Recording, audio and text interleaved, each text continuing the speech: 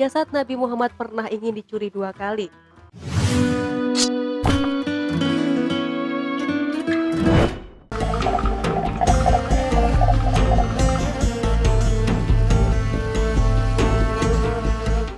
Assalamualaikum warahmatullahi wabarakatuh.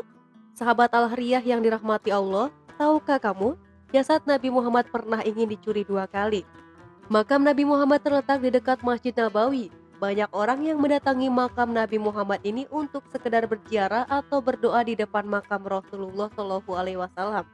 Pada masa dinasti Abbasiyah, pada saat itu terjadi di Baghdad, beberapa pengusaha Eropa yang bukan beragama Islam merencanakan sesuatu yang keji.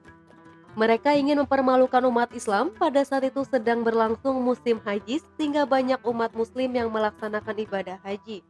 Penguasa Eropa ini mengutus 2 orang yang bukan beragama Islam untuk menyusup di antaranya jemaah haji tersebut dengan menggunakan pakaian khas Maroko. Mereka menyamar sebagai jamaah haji yang berasal dari Andalusia. Penyamaran mereka ini tentu saja berhasil. Tidak ada yang mengira bahwa kedua orang utusan dari penguasa Eropa tersebut merupakan penyusup. Tujuan utama kedua orang tersebut menyusup adalah mencari celah dan kesempatan untuk mencuri jasad Nabi Muhammad SAW. Langkah mereka ini terbilang cukup nekat. Terbukti dengan mereka yang memutuskan untuk mencari penginapan di sekitar makam Nabi Muhammad SAW. Mereka berencana untuk menggali makam Nabi Muhammad agar mereka bisa mencuri jasad Nabi Muhammad. Mereka membuat lubang sampai dengan makam Nabi Muhammad SAW. Namun, rencana busuk mereka berdua berhasil digagalkan oleh hamba Allah yang mendapatkan mimpi mengenai ancaman terhadap makam Nabi Muhammad SAW. Hamba Allah ini tak lain adalah Sultan Nuruddin Mahmud bin Zaki. Beliau adalah seorang penguasa Islam pada masa itu. Sultan mendapatkan petunjuk melalui mimpi bahwa ada 2 orang yang hendak berbuat sesuatu terhadap makam Nabi Muhammad SAW. Sultan mendapatkan petunjuk itu bukan hanya sekali, namun berkali-kali dalam semalam. Lalu Sultan berangkat dari Damaskus ke Madinah dengan menggunakan perlengkapan dan harta yang banyak. Sampainya di Madinah, Sultan menyuruh mengumpulkan seorang penduduk Madinah, namun Sultan tidak melihat orang yang ada di mimpinya. Setelah menyusuri lebih lanjut, ternyata 2 orang dari Maroko ini tetap berada di penginapannya.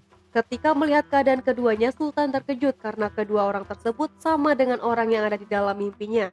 Dengan izin Allah Subhanahu wa Ta'ala, Sultan menemukan lubang yang terdapat di penginapan tersebut dan segera memberikan hukuman penggal kepada kedua orang tersebut.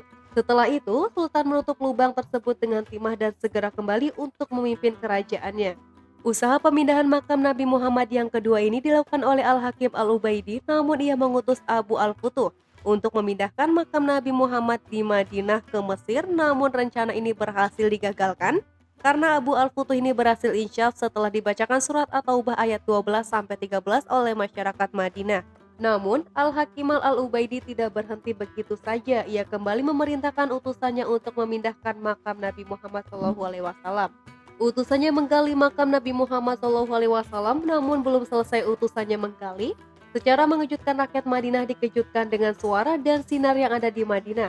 Suara itu memberitahu bahwa makam Nabi Muhammad sedang digali. Terkejut mendengar hal ini, maka rakyat Madinah segera menangkap utusan Al-Hakim Al-Ubaidi dan menggagalkan rencana keji mereka. Di antara 2 kali rencana penggalian atau pencurian jasad Nabi Muhammad ini, maka dengan izin Allah Subhanahu wa Ta'ala, semua rencana tersebut berhasil digagalkan. Sehingga tidak ada yang bisa memindahkan atau mencuri makam Nabi Muhammad SAW. Wassalamualaikum warahmatullahi wabarakatuh.